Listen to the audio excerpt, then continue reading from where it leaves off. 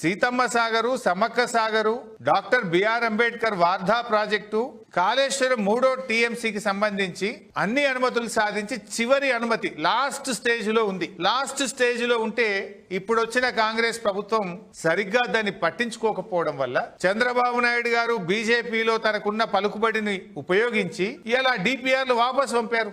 ఆ డిపిఆర్లు వాపసు పంపితే రేవంత్ రెడ్డికి అటు బీజేపీని ప్రశ్నించే తెగువ లేదు, తెలివి కూడా లేదు. మొన్న మీడియా ముందు కూడా ఢిల్లీలో మీరు చూశారు, రేవంత్ రెడ్డిని కొంతమంది జర్నలిస్టులు ప్రశ్నలు అడిగితే ఆయనకు అవగాహన లేకుండా I'm not the right person అంటూ ముఖం చాటేసిండు రేవంత్ రెడ్డి గారు. ఇంకా ఈయన చంద్రబాబును ఎదిరించి ప్రాజెక్టులు సాధించగలుగుతారా? అక్రమ ప్రాజెక్టులను ఆంధ్రప్రదేశ్ నిర్మిస్తున్న వాటిని ఆపగలుగుతారా అన్నదే ఈరోజు క్వశ్చన్ మార్క్. చంద్రబాబు చేతి కింద మనుషులను ఇవాళ తెలంగాణ రాష్ట్ర నీటిపారుదల సలహాదారుడుగా నియమించిండు రేవంత్ రెడ్డి. ఇక తెలంగాణకు ఎట్లా న్యాయం అవుతుందని నేను అడుగుతా ఉన్నా.